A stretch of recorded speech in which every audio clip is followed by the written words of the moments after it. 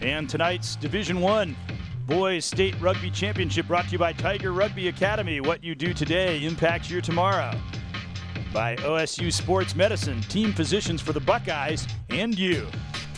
By the World Rugby Shop, your source for the world's best selection of rugby gear. Shop today at worldrugbyshop.com, powered by Passion. And by Rugby Ohio, visit rugbyohio.net for more information on how you can get in the game. 9-7, St. Ed's on the strength of an outstanding kicking performance by Jack Walsh. We see all these fans here, just a throng of them watching this Division I championship, and the kicker really showed how he can dominate a game there, Fricky. Absolutely. You have one of those in your squad that can slot him from basically anywhere on the field. That's always dangerous for any team playing against you. And that's exactly what Walsh was doing. Is you made a mistake, he made you pay for it, and that's why the scoreline is the way it is. Kicking's important in American football, sometimes even more so in rugby. And there you have it. Moeller got the only try of the half, and they converted the 2 points. St. Ed's did not convert a try, and yet they're still leading the game 9-7 at the half. Yeah, no, truly great kicking exhibition there by Walsh. It has to be said, the only try scored thus far is by the Crusaders. They look very dangerous at points. At the critical stages didn't run up that well, maybe just a little bit of nerves there that should be settled down hopefully by now, and if they can iron that out going into this half, it's going to be an interesting half. Those first half highlights were brought to you by World Rugby Shop. Now let's take a look at how the teams got to this point, and there was some pretty exciting action to get them there. All powerful teams, St. Ignatius, they have A and B squads, but it ended up being Moeller against Westerville, 40-38. Just a outstanding rugby match. Moeller pulled it out. St. Edward against St. Ignatius. That was 22-13, but a very late try. It was nip and tuck all the way. And now the two teams battling here. St. Ed was the number 1 seed, Moeller the number 3, but I'll tell you, there's very little to choose between these teams we've seen so far. No, it's a close game. It's in the balance. You always want to say who wants it most is gonna take this one away. But it's gonna come down to the finer aspects. The ball's got to go to hand. The team who makes the least mistakes in this half is most likely gonna succeed. We talked about the importance of conditioning in the second half. We'll see how that goes, and we're very privileged to be joined at the outset of the second half by a special guest, Paul Holmes, the new director of one of our sponsors for these broadcasts. The new Tiger Rugby Academy director, Paul Holmes. He is one of the really prominent rugby sevens coaches in the country, and of course that's becoming an Olympic sport, and the United States building a strong program in the sevens. So Paul, thanks for joining us, and maybe first of all you can tell us a little bit about what Tiger Rugby's all about. Thanks, it's great to be here. Tiger Rugby was basically started originally to be an avenue for top American rugby players to be able to travel the world and play against the best competition that the world has to offer. But we've taken it one step further, obviously, with it Rugby Sevens being back in the Olympics now, 2016 in Rio, and we've started an actual academy and a for-profit business whereby we're looking to help American rugby players, athletes develop and take it to the next step. And of course, you're probably both Springboks fans here because you're both South Africans, Fricky and Paul. But the United States is certainly making real headway in rugby. As we see here, St. Ed's breaking forward. They're making headway and driving for the try line, not quite making it. A saving tackle by Schmaltz, as it was Ryan Konis who got about as close as you can get to recording a try for St. Ed's. No, excellent run there. Great defense. Try saving tackle at the Brian end. Lewis was sure hoping that he would have gotten there. Take a look at it. The ball is snagged. Some excellent open field moves, and here this pass, he took it in full stride, similar to the play we saw earlier, and it really looked like he was going to get there until the last moment. Yeah, Forrestal uploaded it to the scrum half, but the scrum got hold back. Great defense, great tackle, and you find himself short of the try line. Forrestal was the recipient of that pass from Heisterkamp in the first half where they made a long run. This time he was the originator of the pass that nearly freed Konis for the try. And remember that play as a possible real game changer if they didn't get any points out of it. the fullback Yamada, the fly up there Yamada with the long raking kick. He really got him out of trouble there. Yeah, he didn't find the touch, but he sure did get some distance on that. And we should ask Paul, what's been your impression of this game? Both these teams are really going all out. I think, you know, it's been a great testament to high school rugby here in Ohio. I do think as the game goes, especially with the wind, I think Moeller may start seeing a bit of an ascendancy in it. But time will tell. I don't think St. Ed's necessarily used the wind as best as they could for territory. But yeah, we'll see. Moeller certainly up front dominated. At least they used it in their kicking game. yeah, and if you can see the touch judge as he put his flag up, you know, we're seeing the full face of the flag indicating that the wind's pretty strong out there. So Paul, yeah, I definitely agree with the wind factor is using it and kicking maybe for territory possession. And the ball is fielded and whistle here just before the St. Ed's ball carrier Jack Walsh could get going. Here's Jojo Aramo. He's capable of breaking one at any time. Anytime you're ahead of Moeller by less than a try and he's on the field, you're worried.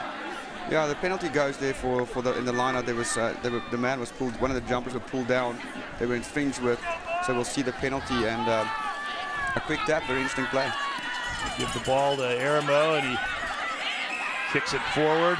Tried to run onto it, and again a stoppage. Yeah, so Paul, back to you and the Tigers Academy. From what I understand, there's a youth program now for high school kids coming up, which I believe it's very important for high school kids to get involved in the program at the early stage if you like rugby and if you want to maybe further your career in that. Yeah, we're actually just this week, it was out there in the kind of rugby news as well, we started a women's Tiger program that is going to be starting, and with that, we've also started, our first camp will be June 17th through June 20th here in Columbus at the Academy, and it's actually grade 1 all the way through to grade 12. So we'll have the young ones early morning and then the high schoolers, middle schoolers in the afternoon, and we've had really positive feedback about that. So again, people can check that out at the Resolute Athletic Complex online. See the Moeller fans, how excited they were. You know, I think we're in an era where the non-traditional sports in America, such as soccer and lacrosse, are really gaining headway. And the emergence of the sevens game, I think, is exciting. It has the potential of really doing the same thing, making rugby a really growing sport, a vastly growing sport in this country. I 100% agree with you. You know, the stats are out there that it is actually the fastest current growing sport in the country. And I just think with the Olympics, the growth of the game at high school, college levels, it's just going to keep going. I think we have a trend towards sports that have been considered non-traditional, and it's the kind of game I think that an American fan that maybe didn't grow up with rugby, they can immediately appreciate the skills, they can appreciate the excitement the same way that they might respond to sports such as indoor soccer or arena football, things that really highlight the things that Americans who might not get a lot of the other aspects of rugby, they can really look at that and say, yeah, that is exciting. Agree with you. Agree with you. Paul, earlier I had the pleasure to talking to you about percentage-wise about how many people, you know, play rugby within the United States versus, say, South Africa, New Zealand, and in Europe. Can you explain to the viewers out there what the margins are, and you know, them being actually United States being competitors already, but if there would be more bodies involved, that the potential is there to actually exceed in the sport in an international level, so to speak. Sure. An interesting play ahead. Yeah, we got some running room here. We'll get to that in a moment. Looked like he was going to boot it back downfield, kept the ball, and then he got snowed under by a whole raft of blue jerseys. And the ball pops free on the breakdown, and out comes St. Ed's trying to just free their backfield. That's where they felt that they'd like to do, spread out the field, make these sizable Moeller players run, try to wear them down. But as we said earlier, this Moeller team takes great pride in their conditioning. And we'll see how that pans out here in the second half. And some of the big guys getting a chance to run with the ball here, but they're meeting stubborn resistance. Yeah, Moeller trying to set something up here. They do have players like a backline on the outside, and as long as they can hold onto the ball. Really getting tough and physical out there, as we well expected it would. Yeah, you see the hand of the referee, a turnover ball there, and the Eagles are getting away and maybe even getting out of jail there. Yeah, Friki, just quickly alluding back to your question, you know, with the size of the United States, if only 1% of the US actually got behind the game, they would have a larger playing percentage base than any other country in the world right now with rugby. And so obviously that's why we based Tiger here. We started our business here because we just see the opportunity for growth. I mean, it's well known they're the sleeping giants of the game. I really believe that. Me also, as I've been following United States rugby over the year, we're definitely getting better and we're competing a lot better, and it will be excellent to get more people involved, more players, and hopefully to see them compete on the the Rugby World Cup tournament more successfully. I think what's key though is like coaches of all levels need to make sure that the boys who are interested in the whole Olympic dream don't just sit on 7s, but they need to play 15s. All the other countries out there, the boys have played the game 15s for their whole life, and they have that rugby IQ where, I just don't want to see where US players kind of just think they can just go 7s. They need the IQ that comes from the 15s game. Yeah, let the 7s be the stepping stone to the 15s. Paul, thanks for joining us. Thanks a lot. Pleasure. And Paulie, just let me do this. I don't get a chance to do it often in my own mother tongue. It's lekker om jou te hê, baie dankie. Ek hoop om jou weer te sien. Cheers, mate. Dankie. Yeah, that's Afrikaans. And the native South Africa talking here during the second half of this St. Ed's Moeller matchup. Well, it's still 9-7, but lots of action here in this first 9 minutes of the second half. Just wondering which way this thing is going to break. St. Ed's trying to open it up again. Once again, they start feeding that ball down the line, but Dean Meyer is there with a big hit. He was a special teams player this past season for Moeller, so he can get down the field and hit you. And he did it there. Yeah, the Eagles find themselves very deep in their own half, and they keep on defending, and it's, you can only defend for so long. So the Moeller team is just edging on it, and the Eagles are in sure trouble at the moment. Well, they're just trying to utilize brute strength right now to move that ball forward. Tim Dizak was carrying it. He's the biggest guy out there, and then in turn, a lot of the other big boys were taking their opportunity to carry the ball. And when a jersey came off, they're playing so hard, the jersey's just coming right off. Yeah, we're going to have a scrum down, a very, very attacking position for the Moeller team. This is right in the center of the field, about 10 meters away from the try line. This gives so many options to the Moeller team, who already has a strong scrum. So what I will be on the lookout is you might even see the 8th man coming into play here in the likes of Driscoll, even picking up and enhancing. You'll also notice that there's a center on either side in the back line, which just keeps the Eagle team guessing to where's this ball going to go. Crucial though is the scrum. They need a strong scrum, and it's a tight hit, and the Eagles took the ball. Well done. Yeah, that was huge for them to pull that off at that position on the field. That was critical, to say the least. Get it back to midfield. There's Meyer. Now here, if they can get a broken play going, create some gaps, they can make a big play, but instead it's going to be a penalty there. Dean Meyer running around the players, and it's called accidental obstruction. So the obstruction running is going to cost him a penalty, and once again the Eagles gets out of jail. So here we'll see Meyer feeding the ball, and as he runs around, there's players in front of him, and they are accidentally obstructing, but nevertheless that is an infringement, and therefore the penalty. And obviously the rule is you can't impede the other team's attempt to get a tackle. Plus they're in front of the ball, then you cannot be doing that intentionally or otherwise. Exactly. Great line out there by the Eagles. And again, that might be a tactic in football that you see work a lot. A lot of times it doesn't work, but you don't have to worry about that because you can block. There's no downfield blocking in this sport. And the Moeller player just got thrown down very forcefully. That was Kevin Vittori, and he's right back up though. He's a football reserve. He was a hooker last year, moved to flanker. The interesting thing with the football guys, we talked about some of the star players, but a lot of the guys that make up these teams, not just Moeller, but St. Ed's too, are football players, are reserve guys. They're maybe not the starters, but they play this as a sport for conditioning and something to do in the offseason. And another impressive thing for Moeller, a lot of their guys are seniors that are done with their other seasons, maybe their primary sports, and yet instead of just saying, hey, let's take it easy and mark time till graduation, they're out here putting themselves on the line in such a demanding sport as this. No, really true. And it would be great, you know, like you said, it's a good way to stay in shape. It's a good physical game. And I like to see more football players get involved in the game of rugby. Once again, we're going to see a scrum out there, scrum down. There was a knock on by the Eagles, so the Moeller team gets to feed it into the scrum. They would like to see, once again, now they need a solid scrum, and you will most likely see the fly have Yamada try to get some boot on it to relieve the pressure and get them out of their own 22.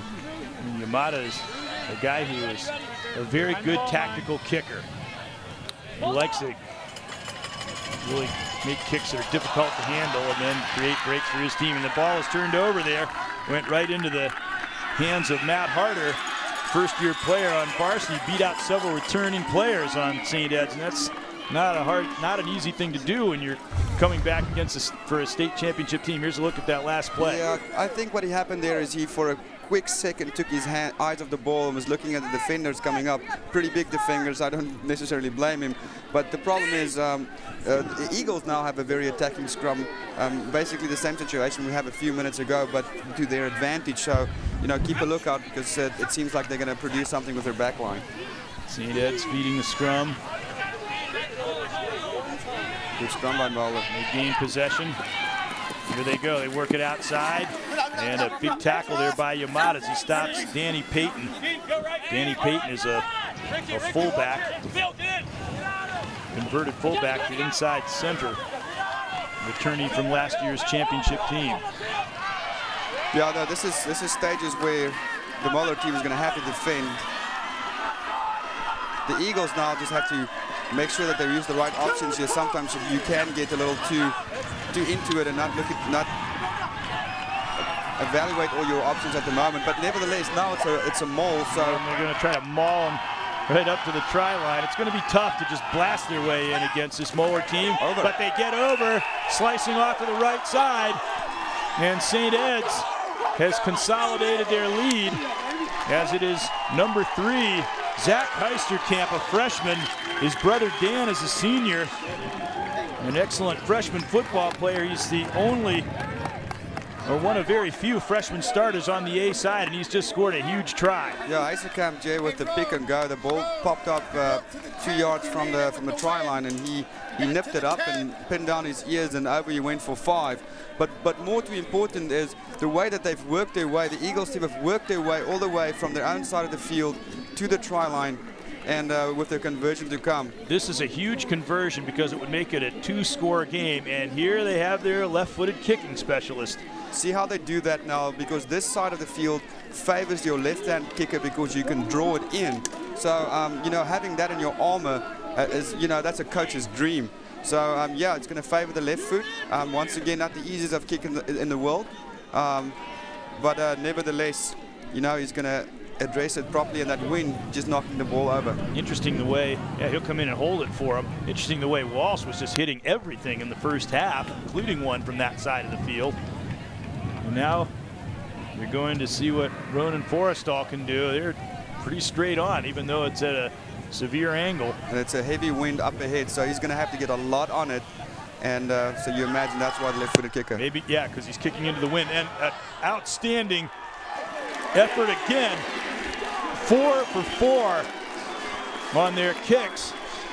And they lead by 9 points, and this is a classic example of how important the kicking game is in rugby. Yeah, let's look at that score first, and I would love to elaborate. The pick and go, he drives over, and 5 it is. But now let's go back. It was an array of mistakes from the Moeller team. We saw penalty after penalty, and they were playing the touchline to touchline, and then they got themselves in this position, the Eagles team, to create an opportunity and then score the try. So Moeller would be very upset when they watch a replay of this game later tonight and see the amount of penalties that led to this try eventually. Now they've really got their work cut out for them. That ball is lost, though. Moeller with a chance to get on it deep in the St. Ed's half of the field. Yeah, he did not feel that. The ball did not get to hand, kind of dropped through the breadbasket and went forward just a tad. That would be a knock on. The referee saw that. Now we'll see a scrum down with Moeller to feed the scrum. This is critical that the Crusaders get points on the board in this stage of the game. They're right here, so let's see if they can produce something. Ball be put in by Danny Bruns, a second-year player. He's planning on heading to West Point. He's also an excellent kicker, 6 or 7 in the Westerville game. That ball is on the ground. Yeah, no, as the play went on, it got kind of knocked out of his hand in the tackle. We went forward off the player, so the Eagles getting out of jail, Moeller losing possession, and there will be a scrum down. And the knock on, when you do not control the ball cleanly, it ends up being passed forward. Generally speaking, that's when that call is made.